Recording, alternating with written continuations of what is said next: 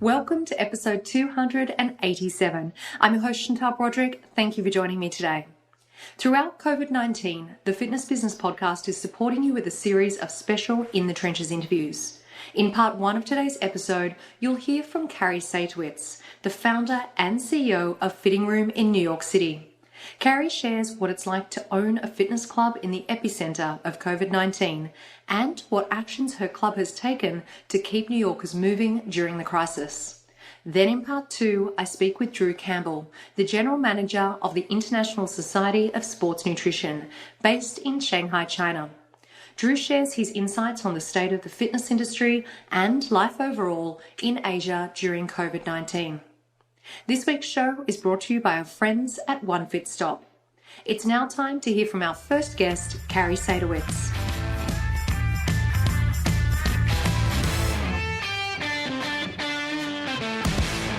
Kari, welcome along. Thank you for joining us today. Thanks for having me. It's such a pleasure to catch up with you, especially at such a interesting time in everyone's lives. We say interesting, and obviously you are in the heart of New York City, where there has been so much focus and so much attention and so much tragedy really around COVID-19, as there has been right across the world. So we are particularly grateful for you joining us and sharing your experience with the business, with what you've done with Fhitting Room during this time. So just for anyone that's not familiar with the business, do you want to start off today just by giving us a quick overview about Fhitting Room? So Fhitting Room owns and operates 3 boutique fitness studios in New York City and Manhattan. We specialize in high-intensity interval training and strength training. Everything is class-based.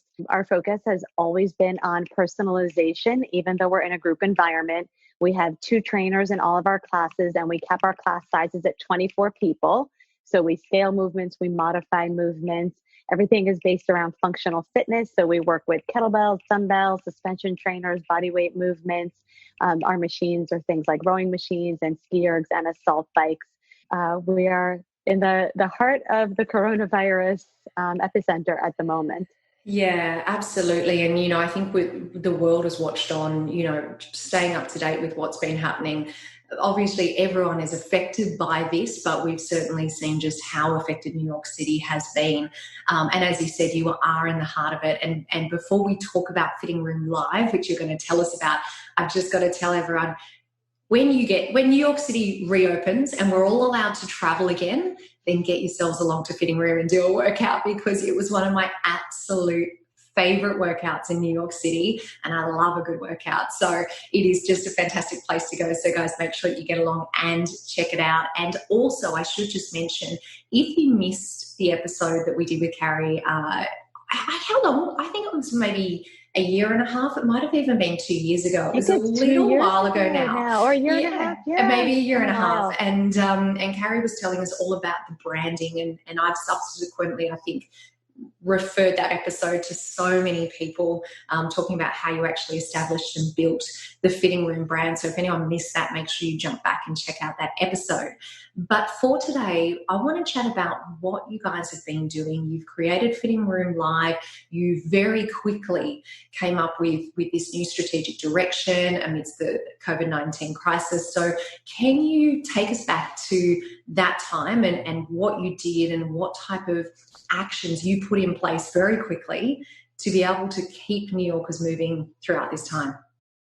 So the first thing that we did when news of coronavirus being in New York City took place was we actually had Fhitting Room on Demand offering as well that we had launched this past summer. So that we right away extended the trial period on that from a complimentary 7-day trial to a complimentary 30-day trial. And then we lowered the ongoing monthly subscription rate on that from $19.99 a month to $9.99 a month. So what we wanted to do was we wanted to make everybody who we have a relationship with already, but also anybody who we may not have a relationship with yet, giving them access to great fitness, even if they weren't still comfortable coming to the studios, which at the moment we're still operating. So that was our first step.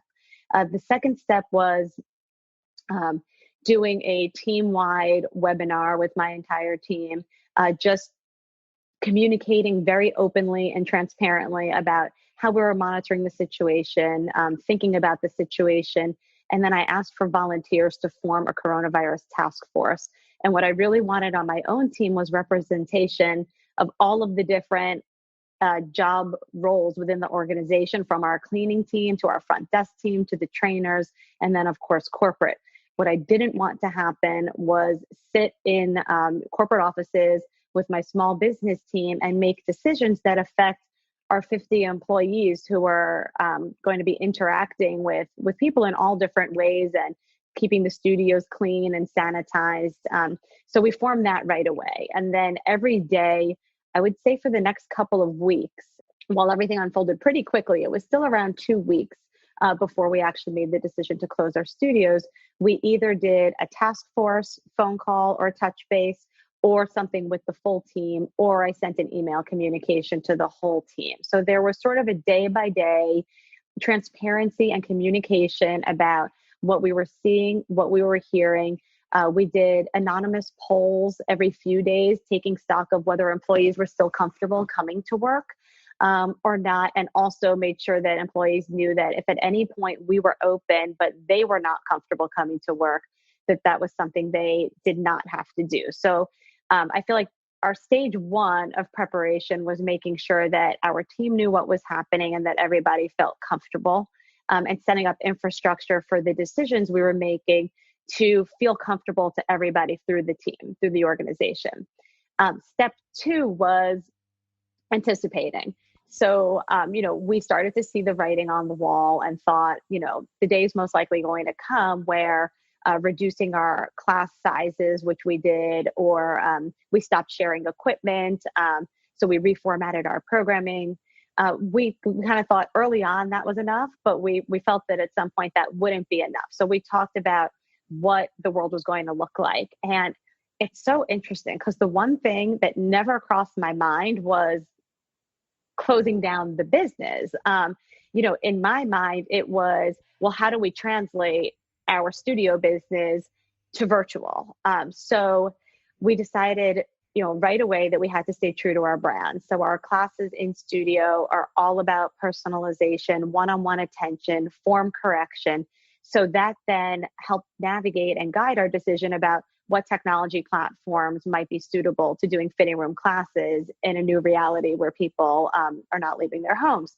So we felt for us like we really looked to our brand identity to help us make the strategic decisions. So we felt face-to-face contact with our trainers was what people really wanted from our brand.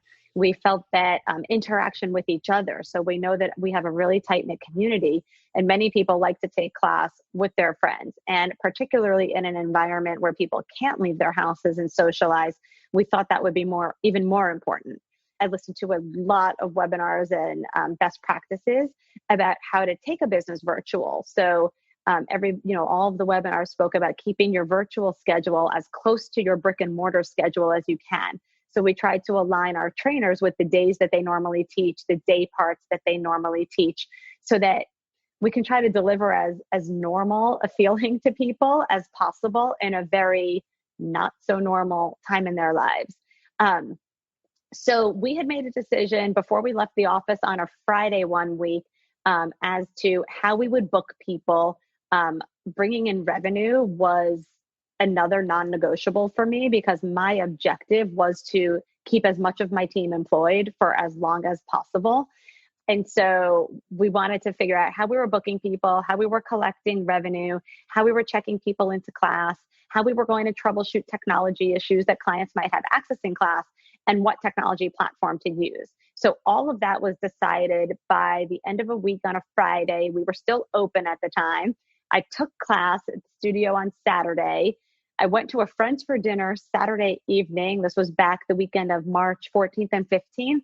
I came home from dinner to a text message chain from one of my very good college friends who's a pulmonologist and the head of critical care at one of the hospitals in Brooklyn. And he basically sent a text to all of our close friends saying people aren't taking this as seriously as they should. You need to stop play dates for your children. You need to stay home. Kari, you probably have to close your studios. And started to give us some of like the leading edge sort of like statistics and things they were seeing. And I went to bed that night thinking, I'm going to have to close the studios. we were open that Sunday, and I woke up with that same feeling. Like, I think we've like reached that tipping point. Opened up my email and had emails from a couple of my trainers with concerns about remaining open. And they weren't really concerned about their own personal health. They felt, we're young, we're healthy. At the time, I think people still thought that was sort of like the golden ticket to beating this thing. But they were concerned about, we have a lot of prenatal clients.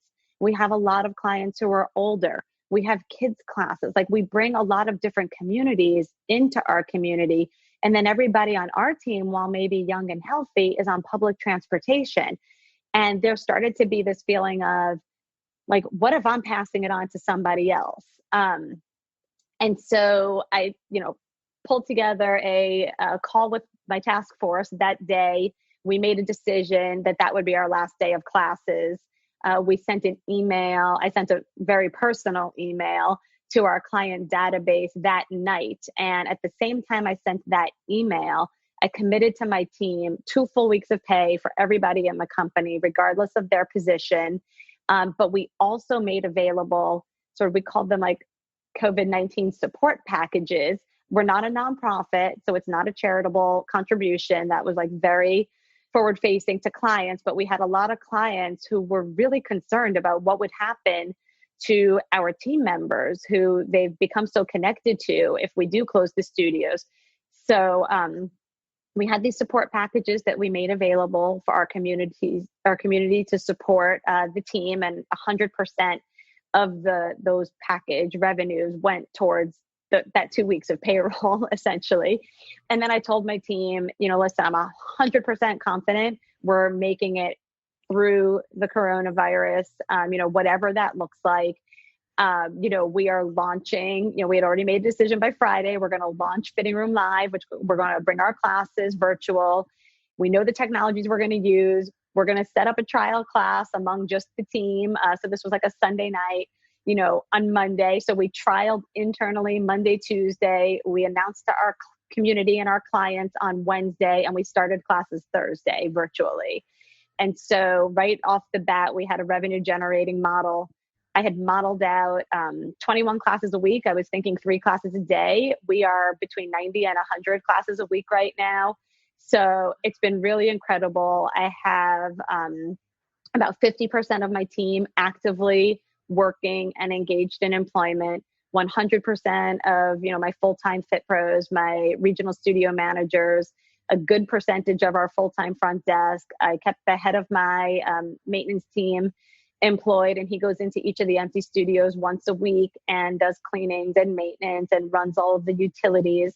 And my corporate team all took voluntary pay reductions. So everybody's contributing in some way on a financial front. And we moved really quickly, and we just moved together as a unit. Just incredible. I had goosebumps listening to that, because it's just amazing what is possible. And I think if I rewind back to one of the very early things that you said, Kari, you talked about creating this COVID-19 task force effectively. And I feel like that was such an important part of this process, because obviously that task force has really helped shape the direction and the actions that you've taken during this time. So as a business owner and as a leader, that responsibility hasn't been entirely on you. You've had advisors and you had people help make a lot of those decisions. So I just applaud that so early on you created that task force. I also wanted to take note of what you said in regards to trying to keep schedules as close to what they are normally, not only for your members, but also for your staff. And I think that's a really important point. And we actually have talked about it with a few different owners and key people within the industry who have commented on just how important it is that we keep our members in a routine and keep them active in the times that they're normally active where possible. But I think what's significant about that is that you referred it back to the staff as well, and trying to make sure that they're keeping their routine, because once we reopen doors, which hopefully, won't be too far down the track, but once we reopen doors, then hopefully people will fall back into a similar routine afterwards, and there's not too much disruption aside from the massive disruption that we're all going through anyway. There's two questions that I have for you in regards to what you talked about. First of all, we noticed early on, because I think JT got the email that you sent out in regards to clients and members supporting your staff through a donation.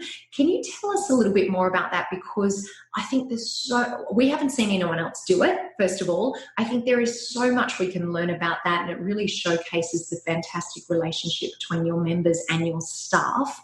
Can you just tell people a little bit more about what you mean by the support packages and how your members were able to make a donation to support your staff during this time? A lot of our members have become very close with our team over time. So we've been open for over 7 years, and all of our studios are in New York City. 3 of the original 4 founding trainers are still on the team, and we just had 5 other trainers celebrate 5-year anniversaries in the past few months. So there's really longevity and retention, both on the client side and the team side. Both of my regional managers started as front desk employees, promoted to studio managers, promoted to regional managers. So there's just a lot of caring. Plus, we have a brand that's built on personalization and heart. Quite frankly, it's part of our brand DNA. So a lot of our clients were really concerned about like what happens to all of these people who I love, who get paid based on classes they're teaching or hours they work if studios are closed. They wanted to know how they can help. People offered to rent and lease equipment. And people were reaching out in different ways. So one of the things I know from our community, just from past fundraisers we've done and past charity classes that we've done, is when the cause is personal and it connects back to somebody in our community, the support is sort of like staggering. When we do something, even if it's for the best cause in the world, if it's not personal to our community and it doesn't resonate like with somebody in a specific way, we don't see a huge amount of support. And I think it's because, everybody has the things that are personal to them. So people are already giving, throughout the year. So if it's not something that really connects, it's sort of a miss, right? Because they're giving in other ways. So a few years ago, one of my founding trainers, his apartment was destroyed by a fire and he lost essentially everything. And we set up a GoFundMe page. And we just included it in an email to our database and on social, and over $40,000 came in. It was pretty incredible. And so I knew I had some data points going into this. And I just knew that if we gave our community an easy way for them to help, that they would want to help. So for me, I don't take a salary from the business. I never have. My reason has always been that, I want to give to the team. They're really the ones who are building it on the front line. And so with this, I knew that if I gave them an avenue to support the team, people would take it. So we literally just added packages to the buy page of our website as if they were new class packages. We added packages to the buy page of our website. We called them COVID-19 support packages. Right on them, we said, no goods will be exchanged. This is strictly to support the team. 100% of this money will be used towards our payroll. And you can't write it off for tax purposes because we're not a 501c or, we're not a nonprofit organization. So we charged tax on it. We declared it for New York City tax purposes and we paid tax on it. So we did everything kind of legally. And we brought in, not enough to cover those 2 full weeks of payroll for my team. But, we brought in a pretty significant amount, and it's money that we wouldn't have otherwise had. And I just think right now, every little bit really does matter. And, really quickly, one thing I will say is, I did have a task force internally and temperature checked internally, but it was equally important to talk to other studio owners constantly in the decision-making process, and also participating in industry, webinars and listening in with leaders, from finance and regulatory bodies and health clubs, and just collecting as much information and being a sponge in those early days as possible. And, one of the things that was really salient with me and helped me, make some really challenging decisions, was the best way that you can help your organization in the long run is to make sure that you survive, right? So even though you might want to pay 100% of the people 100% of the money for 100% of the days that you're closed, well, what happens if you're closed for a year? Or what happens if social distancing requires, class sizes be cut 50% for a year? Or, so it was really just super helpful to have a much broader perspective and advice from people who weren't emotionally attached to like the humans involved, to help make good business decisions. Yeah, I'm so glad that you brought that up, because that was a huge part of our motivation to do this video series and to do the mastermind panel that we did a few weeks back. And it really is, we're all in uncharted territory. So I think, as you say, like soaking up as much information from each other as we can, learning from what other countries are doing, what other studios are doing, how people are dealing with their staff, even though we're all in different situations, how owners are surviving and in some cases thriving throughout COVID-19. So I think it's such an important reminder that in any situation that we go through, you're not in this alone, and you really can look out to other people to seek advice and guidance and, and certainly create a lot of your own strategies as well. But I think it's such an important reminder to really look at what other people are doing in the market as well. So, Kari, there are just two last questions that I want to finish on, and I know we're kind of running out of time, but two things. I would love to know just briefly about some of the results and the impact that you've had with Fhitting Room Live. And then after that, we'll finish off with our Keep Me Fit Bizbration. And for that today, I'll give you both the questions in one, and you can roll through them as you want. So first one is sort of, what are some of the results that you've produced so far, or what's the impact that Fhitting Room Live has had so far? For the Keep Me Fit Bizbration for today, I'd love you to share with us what's your number one piece of advice that a club can actually judge the success of their online platform. So over to you. So as far as results, we've had over 1,500 unique people taking Fhitting Room Live virtual classes since we launched. And we launched March 21st, I think was the date, but I think it's been about a month. 15% of those people are totally new to the Fhitting Room brand, which I think is pretty awesome. So like they've never stepped foot in a studio at any time in their lives. About half of those people were in the studios within 30 days of our closing. So those were sort of like we call them like our active clients.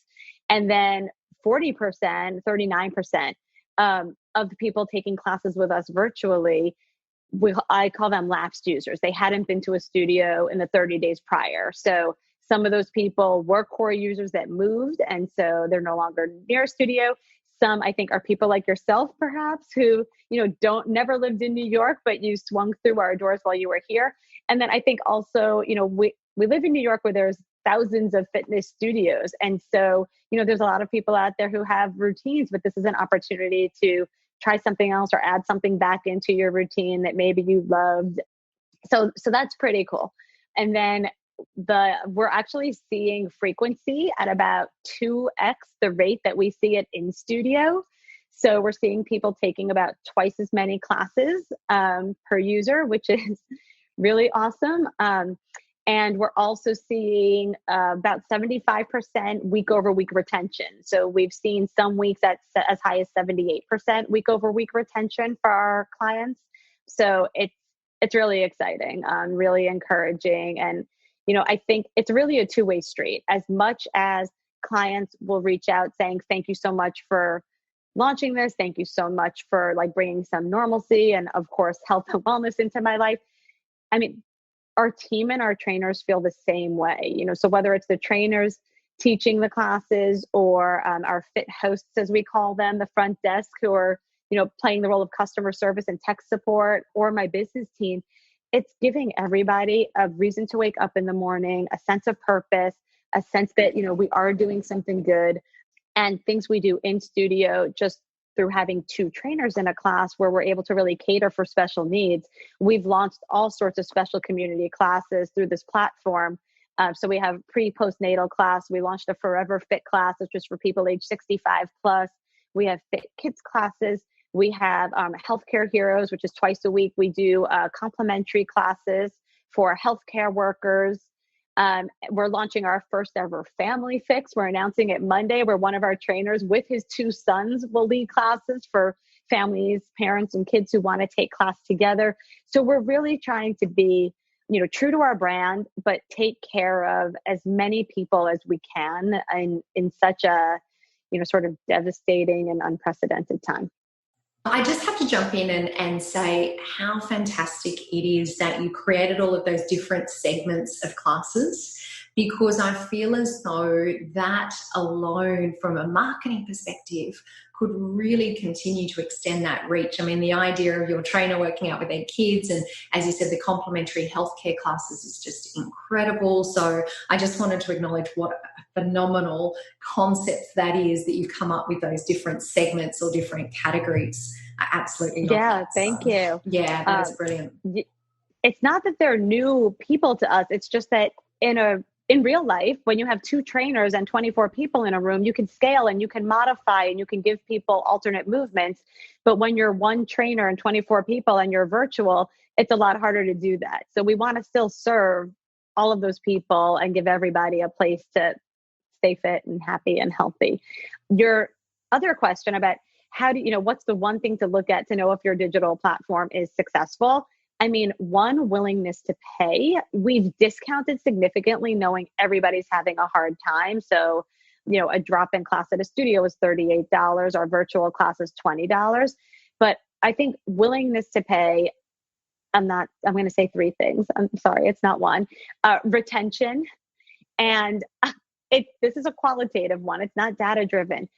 When your clients want to help you succeed. So people reached out with tech tips, people reached out with insurance tips, people reached out with connections to people they know in press and media outlets. When your community is reaching out to you to help you push forward and grow and expand, you've done something right. Absolutely. I love that. And you're allowed to, it's killing me to actually do this interview in such a short amount of time, because I want to talk to you for a whole lot longer. But it says so much about your members, your business, your staff, when you talk about that your members are reaching out and just wanting to help, and going back to what you said earlier in regards to, them wanting to contribute to your staff's salary is just amazing. And thank you for giving us that very specific example of your class prices or your drop-in class prices versus your virtual classes. So, Kari, this has just been so fascinating, and I'm absolutely just applaud you and the team so much on what you've been able to do throughout this time. So we're going to wrap things up for today. Do you have any final messages for all of the FBP family out there? I mean, I would just say, again, think about what are the really salient parts of your brand and how you can deliver that to your customers, because it probably should look a little different for all of us. But there's something that your customers have fallen in love with your business for, and use that as your guiding light for your decisions. Great advice to finish up on today. So, Kari, thank you so much for joining us. It's been such a joy to see you and to see what you've done during this time. And I hope we can stay in touch as we all progress through this current period in all of our lives.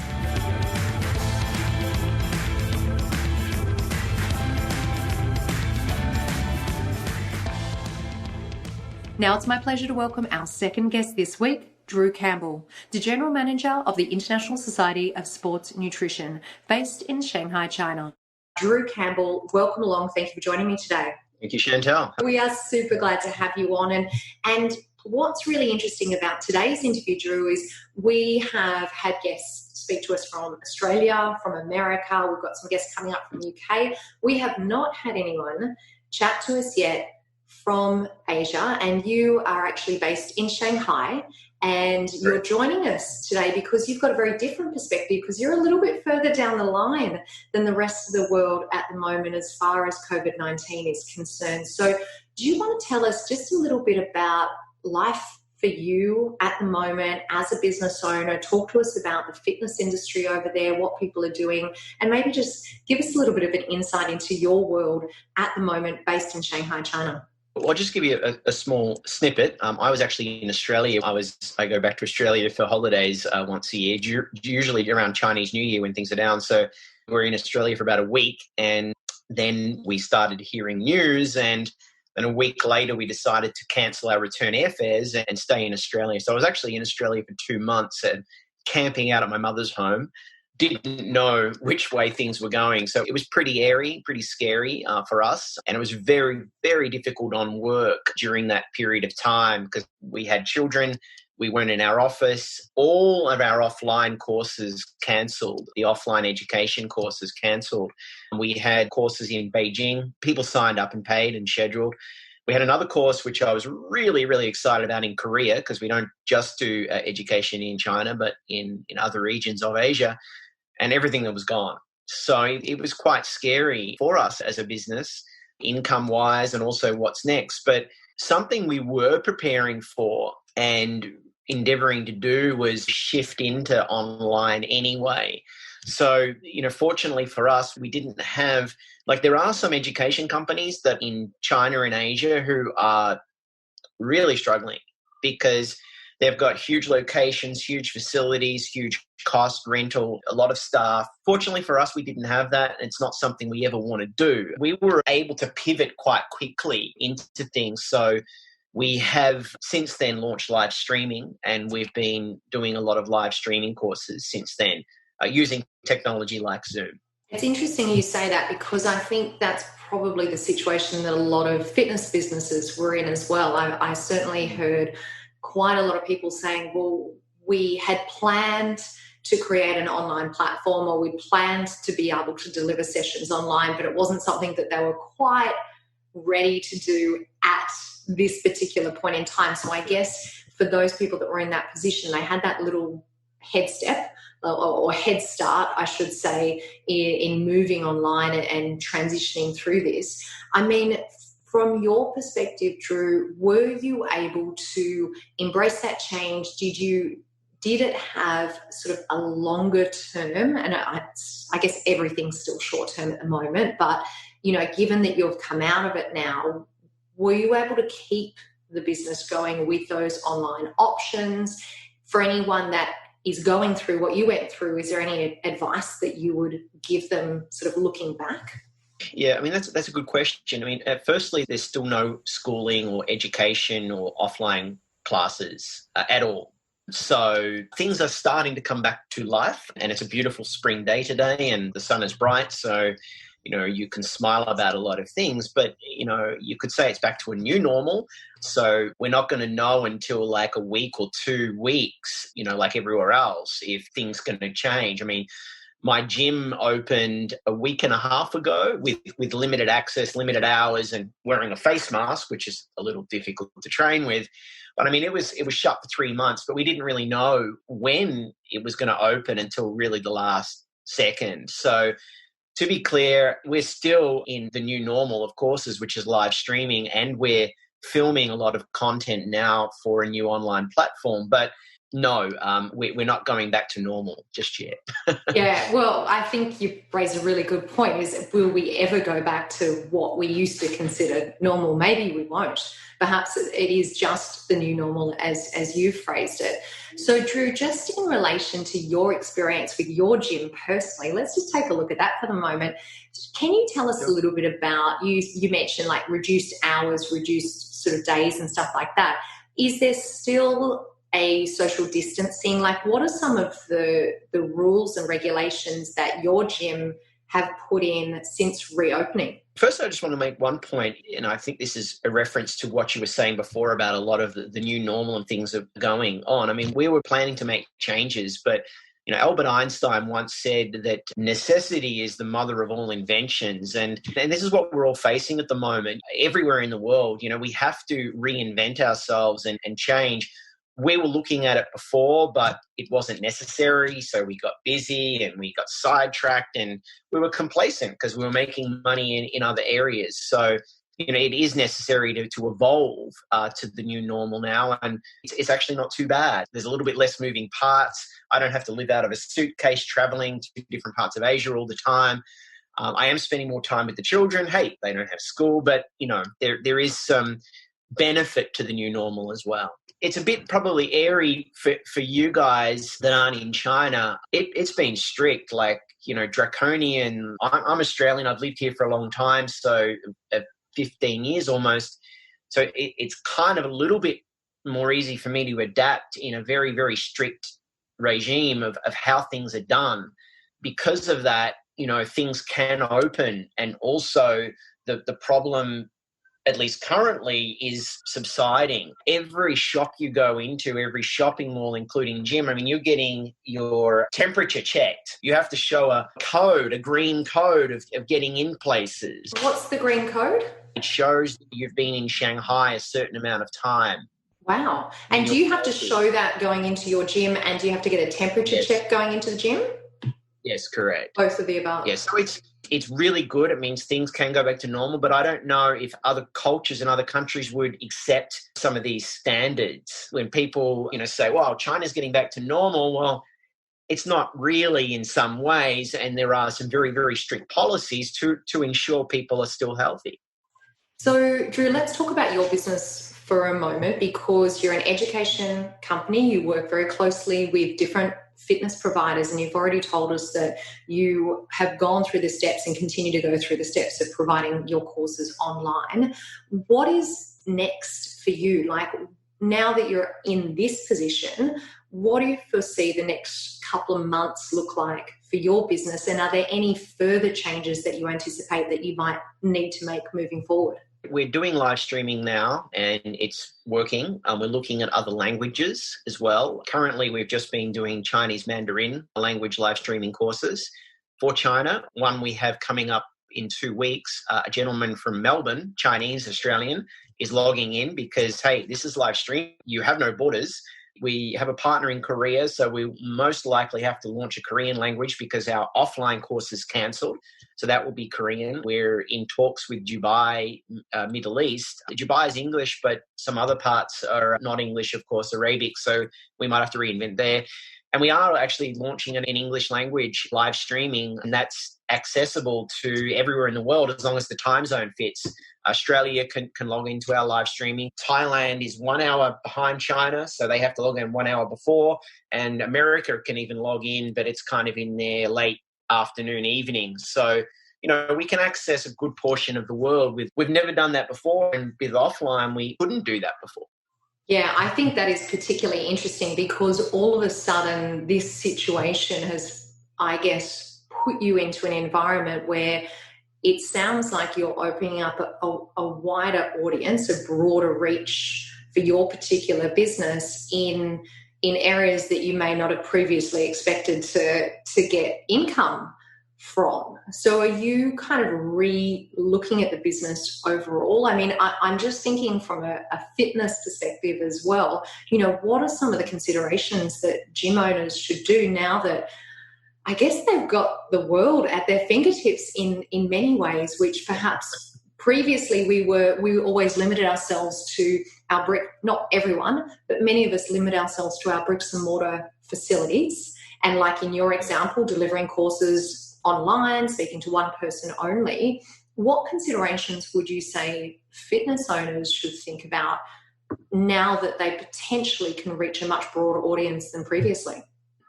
Technology is our future. It's how you use technology. There is certainly some, evil parts of technology. Like everything, it can be used for good. And my perspective and what we have been looking at doing for the last 18 months is reinvent ourselves. Because of this situation, we're, doubling down on that change. Because I don't see that, COVID-19 suddenly vanishes. I still see the future being technology-based and connecting a shared consciousness with everyone in the world. Technology allows us to share and adapt at a rate unprecedented before. So it's a good thing. And I think a lot of business owners, depending on their model, some business models are very, very difficult to reinvent. We're fortunate to where we are, I mean, the business we have, that we can pivot rather freely. Not all businesses can do that. That needs a really strong, look in the mirror of, what is my business? Because I think all businesses are going to, regardless of COVID, I think there's going to be a big change in the world. Yeah, I completely agree, Drew. So just two more quick questions for you. The first one being, if you were to look back just over the last couple of months of what you've gone through, the changes that you've made in the business, what you've experienced from your perspective, is there anything that you would have done differently at this point in time? I mean, yes, started earlier on some of the things. We kind of pivoted pretty quickly anyway. I had a little bit of resistance from my people on the live streaming. Well, they were not 100% confident on the quality of the course delivery, because we really pride ourselves on like really high end and high quality delivery, teaching, going from offline where you can control a lot more things, going to live streaming, you're not sure. So there was a little bit of pushback on that. That resulted in about 2-3 weeks of delays. We were considering just going straight to online and filming high quality, education, but that takes a lot of time and resources. It takes a lot of effort if you want to do it right. Starting things earlier would have been my only. There's probably a few people, business owners that haven't pivoted or sitting on the fence and just not sure. Regardless of this situation, I would highly recommend to make some changes, pivot immediately, use technology as your friend. Don't just stick your head in the sand. Everything in business, I've always believed, is momentum is key. On everything you do, you need to build momentum. And the other part of business or anything in life is the first step's always the most difficult. So, once you make that first step and the second and third, things start becoming easier and you have a fresh outlook on life. So it's not doom and gloom. But doing nothing is going to result in doom and gloom, I'm afraid. Yeah, absolutely, Drew. And you may have just answered my last question, but just in case there's anything else that you want to finish up on, I do want to just leave everyone today with our Keep Me Fit Bizpiration. And I guess of everything that we've just talked about, because I know you said it's really important. You mentioned one of the areas that maybe you could have done is move a little bit faster. And I guess there's that hesitation when it comes to using tech that you haven't done before. Or like you said, your staff's hesitation. Will we be able to produce the same quality live streaming as what we're used to? So can you leave us with today just that one step, that one action that business owners should be doing right now in order to move forward for when their doors do reopen, when that time comes? Okay, that's a good question. And because I've seen it handled very well in regards to that in China, in Australia, in America, and I've seen it handled really, really badly. I'm a big brander. I love branding and creating a brand and developing a brand that people buy into. And I think the best thing you can do in this situation, and I'm not naming any, but I saw a few gyms in Australia that were, very, very late in closing and using it's going to boost your immunity, almost indirectly saying you can cure from the coronavirus. I'm not saying that, but it was a bit long to wait until closing. I think, people should be proactive in their approach and looking at growing the brand and creating a relationship with the people. This is not going to last forever. Making sure the people are healthy, happy, providing free. I've seen a lot of companies, and we're about to launch a new free live streaming courses as well. Providing free content, free advice. People are stuck in their homes. They need engagement, and you can, like we're doing, Chantal, you can do a live streaming. You can do a body weight exercise group class. I mean, there's a lot you can do. And I think the most important for these people is engage with the audience. This is not going to last forever. Make people love you even more by being sincere about their health and their livelihood. One thing I got to say, and I was shocked and very pleasantly surprised. Another business that we oversee is a branding agency, a social media branding agency. We oversee nutrition fitness brands in Asia. And I was honestly petrified, but I was going to see a massive dip in sales. I was like, I don't know. I mean, we run a business, we don't have jobs. So every business owner is like, how do we How do we put food on the table? But on the bright side of things, and this may be something to end the talk on and end with a bright side, a bright future, at least what we've seen, is there's actually been a large increase on the general public focusing on health, immunity, exercise, and even nutrition. We have seen one of the brands that we oversee in Asia is Dymatize. It's a big brand in Australia.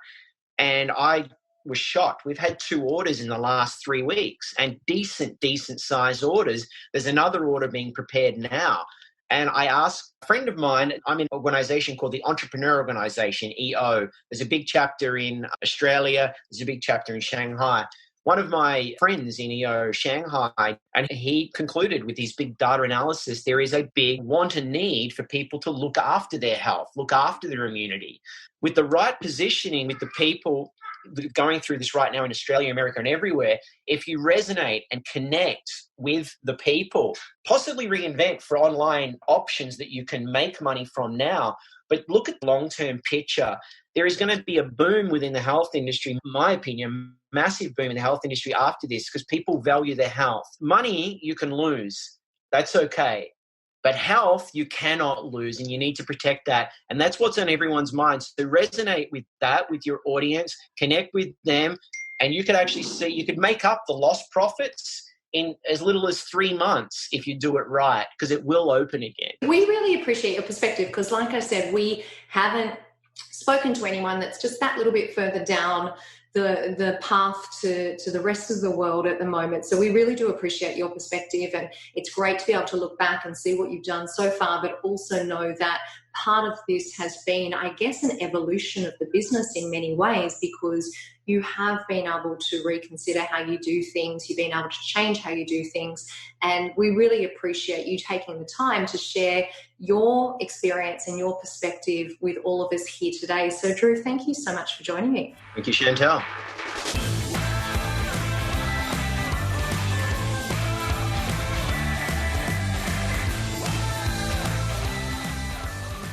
Thank you once again to Kari and to Drew, and also thank you to our friends at Gym Sales for their ongoing support.